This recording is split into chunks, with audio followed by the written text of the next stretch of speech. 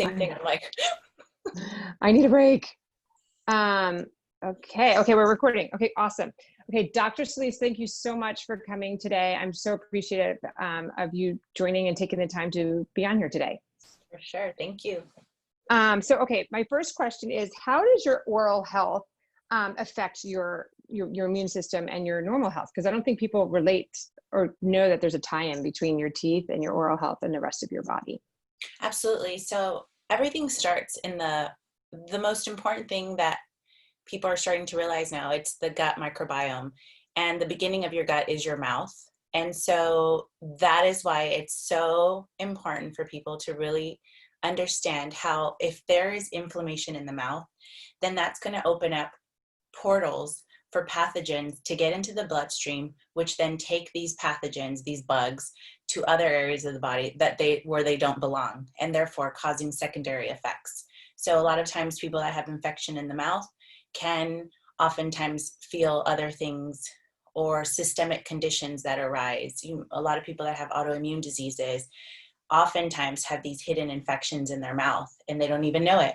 A lot of times practitioners don't take the time, and by practitioners I mean like medical doctors are usually the ones that don't kind of bypass the dental aspect of wellness and general health. And so we're seeing a lot of our referral sources send patients to us so that we can do 3D imaging and see if there are hidden infections in the jawbones that are creating havoc on the system. A lot of times people spend thousands of dollars trying to figure out what's wrong with them, and it's simply a dental infection. That's true. I definitely have personal experience from that. So I have been going to a holistic dentist for a while now, even before I found you, which they're hard to find. But what would you say is the difference between your dental office and a normal traditional dental office? Yes. So I think that a lot of times people wonder what holistic or what biological dentistry is. And I often chuckle because it's the same, right? We do the same type of dental procedures. However, we take time to curate our dental materials. We make sure that they're the least toxic, the least, they're going to cause the least amount of reactions in the patient's bodies. And that's important because we don't want to add already to what's going on with environmental factors, burdened detoxification pathways because of what's going on with our, food supplies being burdened with pesticides and all that. Even when you're buying organic, you still have to make sure that you wash and you rinse, and the glyphosate stuff is really, really, really impossible to get around. That's why what we're trying to do here at the office is make sure the products are clean as possible. There's really no toxic free material out there. We're just trying to really get the ones that are least reactive in the body. And we offer biocompatibility testing for those patients that know they're extremely sensitive. That way we can test whether or not certain materials are more suitable for them. And so we kind of cater the materials to that person. There's a lot of, everyone has different sensitivity levels. And so it's important for us to be aware of all of that. And that's the main difference in our office versus other offices. We get products mainly from Germany. They're all BPA free, and we're also a metal free office. We don't like to cause anything in the mouth that's going to create almost like a battery-like effect and create acidity in the mouth. We also do ozone water. It's a great pre-rinse to any procedure that we're doing, whether it's a cleaning or a filling. We also have the other thing that we really are very proud of is our laser technology. That's one of the things that most people really like about our office, that we're trying to create more efficient ways of helping people with cavities, helping people with periodontal disease, and other aspects of dentistry. Like for those that snore, that laser also allows us to help with collagen production inside in the soft tissue areas. So it's a great tool. We usually, like I said, we stay away from metals, we stay away from fluoride, and we really take the time to curate our products so that our patients have the best results. Right now, is there a difference between like, do you still do x-rays, or is there a difference between your x-rays that I would go to a normal dental? The difference, I mean, we do have digital x-rays, which have less radiation than the traditional film ones. And we do have a 3D scan, which again shows us much more detail than a two-dimensional regular x-ray. But no, we're trying to move forward in seeing if maybe we can either invent or come up with a way that we won't have to do x-rays on patients. But that's one of the things that, similar to other offices, but we use technology that uses less radiation. Right. Now, do you, you don't obviously use mercury on your fillings. So Right. what do you use instead? We use composite, so the white film material. It's a hybrid between a ceramic and a composite, which is a resin. And it's a German product. Again, it's endorsed by all the organizations that most biological dentists belong to. So when you remove the BPA from the material, it becomes less, the strength decreases. And so in order for us to kind of give longer lasting materials, the ceramic portion really adds the durability part to it. So it's a great product. Now, how did you come about, like you graduated from dental school? Like, did you start out as a normal dentist, or did I did. you? I was a normie Traditional. until 2013 is when my life kind of was exposed to this part of dental, the dental field. The interesting part was that my whole life really kind of, it was more holistic and just more mindful. I ate well, I exercised, I often did, a lot of meditation, yoga. And it was this particular aspect of my life that was just not in alignment with everything else until I met my mentor, Dr. Rhoda. He had put an ad out that he was looking for someone. And I responded because I had no idea what holistic dentistry was all about. And lo and behold, I fit right in. The style, the way that we spend time with patients, it was really something that was missing in my life, and it was a perfect fit right from the start. I started under his wing almost like an apprentice, and then I started taking classes and workshops and then just really diving deep into what it was all about. So that was back in 2013. Another side note is when I was working as a regular conventional dentist, my body was incredibly sore and achy, and I have to say that I'm one of the people that has a higher sensitivity to mercury.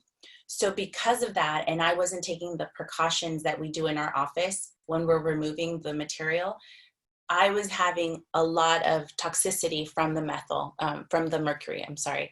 And so I realized I was sold right away when Dr. Rhoda told me, mercury causes da da da da da da da. And I was like, This is all me. I was lethargic. I was in pain. I was a little bit, just really foggy. Like my mind wasn't sharp. And so once I started practicing like a holistic dentist, things really shifted for me. So That's great. I know, I understood it. And I was happy to share it with the rest of, the world. Right. So it's biological dentist is what I would tell people if they're looking for somebody in their area to go online and Google that. That's how I've been finding people, dentists, depending on where I am in the country. And then the other big thing that we haven't really talked about is the whole idea of like the root canal. Yeah. I think that's a big, can you talk about that? Like between your cavitations and your root canal, because that's what I went in to do, because I had a root canal issue and I kept getting a root canal and kept getting it infected. And then I started reading about this because I wasn't getting healthier.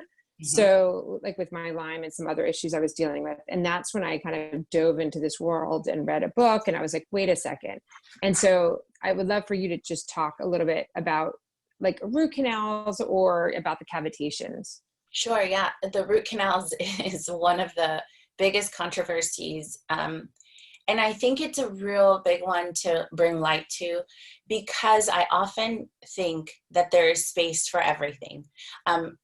One of the main things that we see with the 3D imaging is that a lot of times these failed root canals are because there's such an intricate root structure. And whether it's a specialist that does the root canal or whether it's a general dentist who does the root canal, there's always a possibility to miss a canal. Therefore, you have this tissue that's still residing in the root structure that's going to cause this low-grade infection that's just zapping your immune system. And it's just flying under the radar, but yet the whole system kind of gets thrown off by it. So that is where we're seeing most of the failures. These root structures are so tiny and really hard to access with regular instruments that this is where most of the practitioners kind of fail at really getting a successful result. So what ends up happening is these endotoxins are kind of residing, hovering in that part of the mouth, and it starts to create this inflammation, starts to create, like I said, open portals. And what ends up happening is you have all these bacteria that are kind of traveling in the bloodstream, again, affecting other systems in the body. And what is really important is that a lot of times people say root canals block energy. It's not the actual root canal that's blocking the energy. It's the scar tissue that is happening as a result to what's to the bacteria infecting the root structure.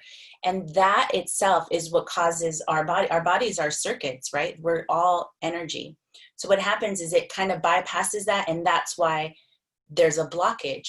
In our practice, we use laser technology as well as frequency therapies to really, almost in a way, dissolve those blockages and really clear the paths so that our bodies know what to do. Our cells communicate via light, via energy. So that's one important aspect of the root canal controversy, that it's not necessarily the actual root canal that will cause a detrimental effect on your health. It is whether or not it was performed correctly, whether or not the materials that are being used are bioavailable and compatible to your body, and whether or not there was advanced irrigation that was occurring during the procedure. So there's no, hidden areas of the root that still have the tissue and the bacteria that caused the initial problem. That's the biggest thing that we're really trying to focus on in our office. One, because a lot of times people aren't ready to lose their teeth. It's a real psychological impact to lose a tooth, especially if you're young. You don't want to lose the tooth. And there's this huge component that people overlook, and dentists don't tell patients this, that once you pull a tooth, you lose the blood supply to that jawbone, and you no longer have that feedback, that neural biofeedback that happens from chewing and to the brain and back and forth. Those are two critical things that you need. You need to maintain your structure of your mouth for airway purposes. And secondly, we need those biofeedbacks for the brain and the mouth and the whole body to communicate and to do what they know what to do. So one of the things is to help educate and inform patients so they can make a proper decision. If that doesn't align with what they want, then of course there's other options. There's extracting the tooth. And then we have to kind of go through that, because in extracting the tooth, a lot of times practitioners don't do it correctly, and that's where cavitations are formed. That's where this small hole in the jawbone is created, and that little hole can be almost filled with wispy bone, fat deposits, bacteria that can cause. I had a colleague of mine say that they found pathogenic bacteria that causes leprosy. I mean, who would have thought that could be found in a cavitation? But it's literally a walled off area in the jawbone, and it causes really, really, really detrimental effects to people's health. And not until you get a 3D image can you tell, because a two-dimensional won't give you that, you that information. And again, it's always about doing things properly. Most of the times the surgeons won't remove the PDL. The PDL is the periodontal ligament, and that needs to get extracted along with the tooth. A lot of times people just pull the tooth. In our practice, we use the laser to decontaminate the socket. We use ozone gas and water to also disinfect the area. And then we use PRF, which is basically we draw blood from the patient, we spin it out, and we get a fibrin. That little fibrin gets placed in the socket, and it acts as a scaffold for bone and all the cells to come to heal and repair the area. So we take those extra steps to make sure that we're not causing problems later down the road for a patient. So either way, we do a lot of what you call it, preventative care. Right. And that would apply also to your wisdom teeth being pulled, because that's where I had my major problems when I had my wisdom teeth pulled, like when I was in my 20s. And then, 8 years ago, I went back in and everything was almost like rotted out. Like Yes. the bone had literally been disintegrated, and they had to clean it completely out. So clean it out. And honestly, it's not a fun surgery. I had it myself. I had all 4 sites. Yeah, same with me. Mm-hmm. And if there's any way to avoid that for a patient, I mean, that would be incredible, because the body doesn't want to have surgery at all. It doesn't want to have to go through all of that. I don't know if you were put under, but that's another thing that you have to like recover from. Right. I was twilight, and it was funny because the dentist had told me, oh, you're going to feel terrible for a couple of days afterwards. It's a big deal. And that night I felt amazing. And he's like, how come? I'm like, because I think my body was in so much pain from it. Literally, It was during the surgery. It was almost like a light bulb went off. Like, oh my God, I feel better. It was almost like I took a splinter out of my foot. And then it was like, I was like, wait, I can stop worrying about it. It was instant, honestly, that I felt better from dealing with those. Yeah. But it is a big deal. It's mold is in there, Lyme spirochetes. So many different funguses and parasites can be found and, just hanging out. And do you imagine people go their whole lives not knowing what's really going on, and it's just right there in their mouth, right there in their jaw. Close to their brain, right? Close to their brain. The lymphatic system also backs up. I mean, it's just like one thing after another. And so it's really important for pretty much I'm hoping that, with this whole pandemic thing that's happened, that the movement in dentistry becomes more like biological dentists, where they're using ozone, where they're doing the 3D scans to make sure there's no pathology, to evaluate patients' airways. Those are important things for people to have assessed. Right. No, it's true. Now, okay, let's talk about like prevention. Like, what would you tell somebody to do each day that we're not doing, right? There's just brushing your teeth, but I know you, like, mostly biological dentists want you to take it a step farther. There's a couple more steps. I know, there's a couple more steps. It's like you have to reserve like 20 minutes for 20 plus for the morning routine. Ideally, I love the AM routine. I usually tell patients to do the floss, to do the brushing, and then to do the oil pulling. And oil pulling can be it can do coconut oil, you can do sesame, or you can do sunflower oil. Some people have an aversion to coconut oil, so you can try the other two. And minimum, you can start by doing 5 minutes, because it is a rigorous task. You have to swish, you have to pull, it does start to get your cheeks a little bit tired. But I think that the oil pulling is such an essential part of the whole routine, and we can talk about that in a little bit. But oil pulling, and then you would rinse with salt, you would tongue scrape, and then at the very end rinse with salt water, warm salt water. And salt is super healing at the end of it all, and it's really cleansing, because you're kind of, with the oil pulling, you're pulling those anaerobic bacteria that are under the gums. They don't like oxygen, so they hide under there, and they wreak havoc in those pockets. When the dentist goes around measuring the health of your gums and they're telling you your pockets are a little, 4s and 5s, that's typically what's happening, is that floss only goes down 4 millimeters. If you have a pocket that's more than 4 millimeters, that means the biofilm that's happening down there is not getting disrupted. So you either have to do oil pulling, or you have to get a water pick to really aggravate the buildup that's under there, and then not allow for those the bugs or the buildup, like the calculus, to really start to irritate the gums and create inflammation. So that's one of the main little routines that I have oftentimes given patients. Right. That's great.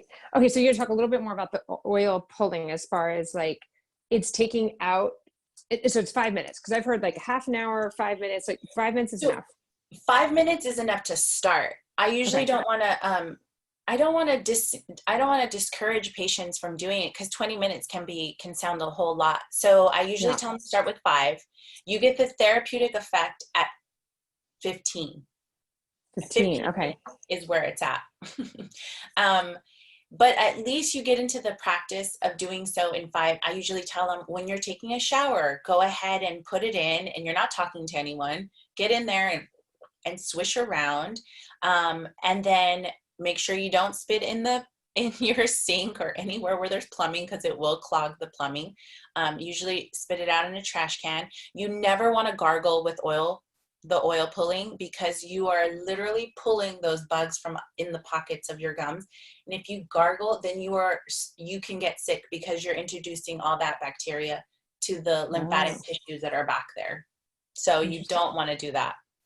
Okay. Um, the other thing that I was going to talk to you about a little bit. So basically oil pulling is 1 tablespoon and you let it melt in your mouth and you swish it around and it's kind of work. You can't just let it sit there. You kind of really have to run it through. And the reason it's an old Ayurvedic medicine, it's a beautiful practice because it's literally, it's a way of detox. You're pulling out the bad bugs that are not going to get pulled out by any water or any rinse. The fat of the layer of the pathogen is the outside cell wall is made out of a fat membrane. And so the heavy medium like oil will bind it and then pull it out. And then there you go. You have a detox process that you're in charge of. And it's really easy.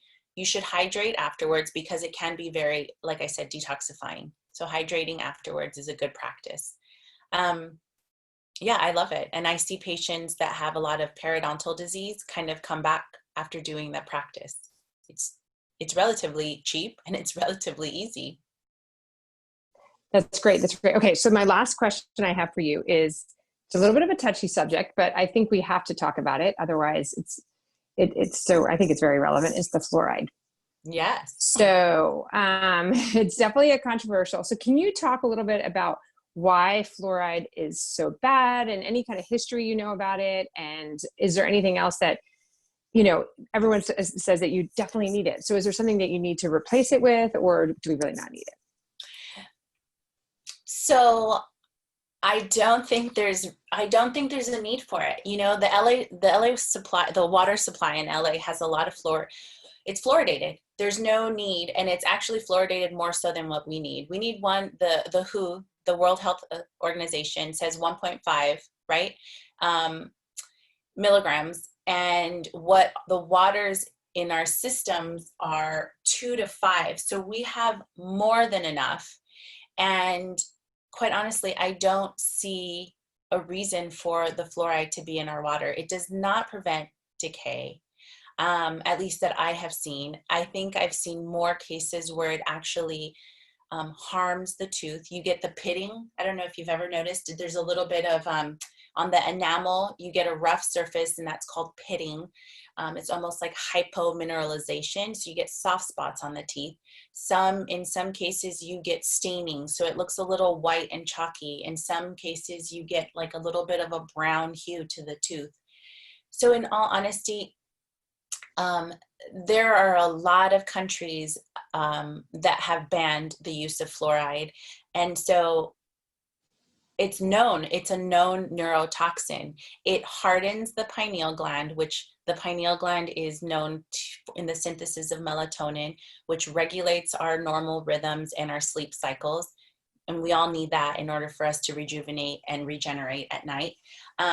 It also has caused, like I said, it's caused the staining, the pitting, and in a lot of little kids, we see that, they get more cavities. They're more prone to cavities because they make the tooth softer. So it's kind of, it's contraindicating what its purpose is Right. for. I honestly don't see a real reason for it in the dental field. I think I encourage all my patients to do fluoride-free toothpaste. I think that if you can do filtered water, we have a great company called Live Water that the Kundalini community really has had a part in that.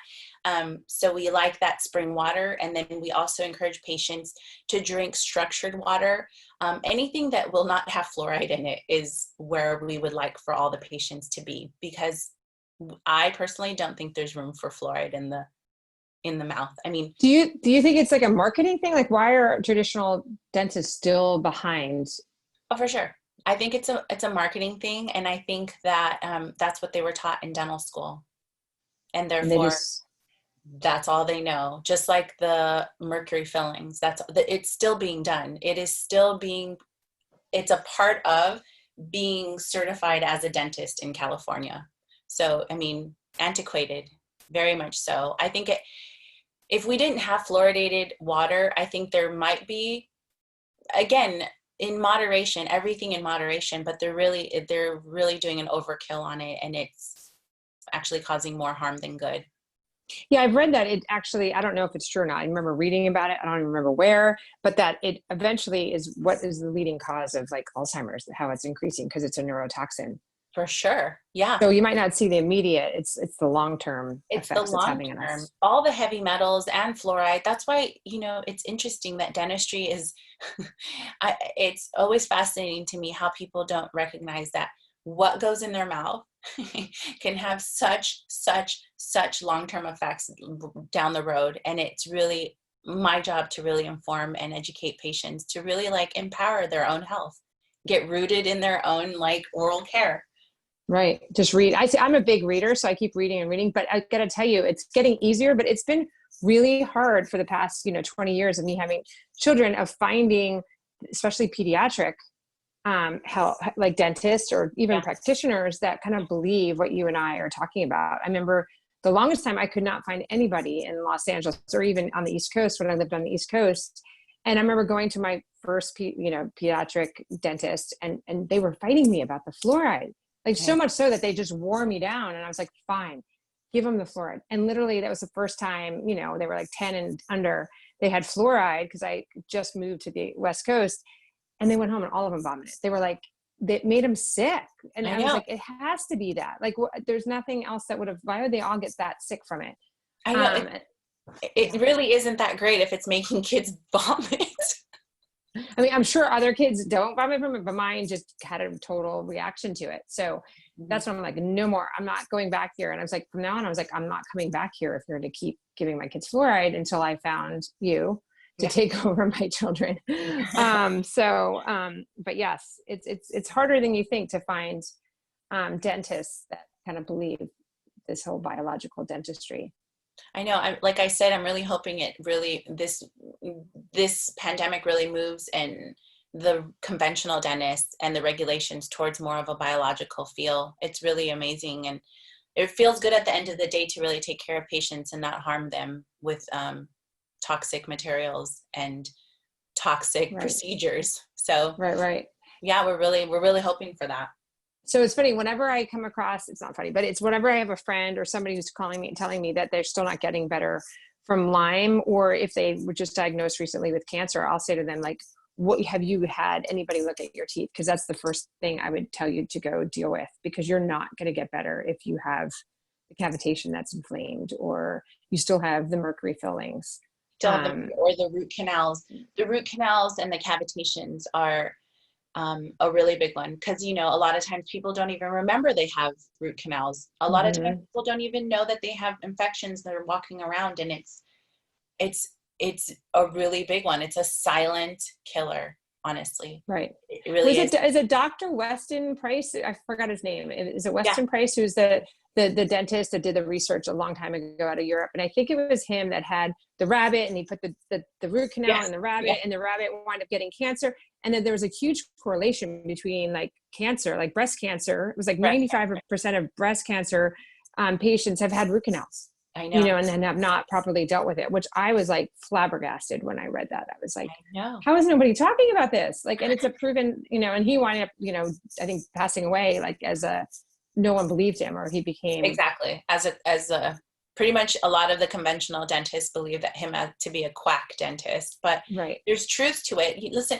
everyone's body is different. Everyone's detoxifying pathways are also different. So there has to be a more comprehensive way of evaluating what pathways people need support with, and then being able to see that first and then addressing all the other issues. So it really is a whole body mind connection, where we're not just dealing with, okay, let's pull this tooth out. Well, we really have to see what happened, what caused this failure. Was it a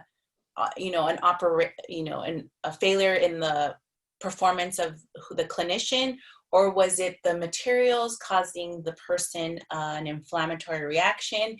There's so many things. Or is there an even bigger underlying issue like Lyme? Lyme is a big one, where dental procedures are so not what you think is going to happen with patients that have Lyme. It goes really southbound. A simple extraction can put a patient who has Lyme in the hospital. So there's all these things that we really need to work with functional medicine doctors, with osteopaths, with naturopaths, in order for us to evaluate the blood work and the inflammatory markers under their care, and then guide our treatment plans in conjunction with what's going on with their primary care doctor. And that's why we work really, really well with all the doctors that come to us either for the 3D scans, or patients love for us to kind of communicate with their caretaker, and then together we can help them. We have helped many people that come in, and our office is the last house on the block for them, because no one believes them, no one can find out what's wrong with them. But sure enough, we've helped people that have had cases of eczema on their scalp, and you know what it was? 2-3 hidden infections that were just residing there, not posing any pain or any discomfort. And so once we cleared the infections in that person's mouth, their eczema cleared off of their scalp. Never had another flare up again. It's crazy. It is. Well, it is. Thank you so much. This has been amazing. And I hope everyone who's listening will go find a new biological dentist. Absolutely. Or encourage their current dentist to go research it and learn more about it. But thank you. I really appreciate your time. This has been amazing. Sure. Thank you. Stop this.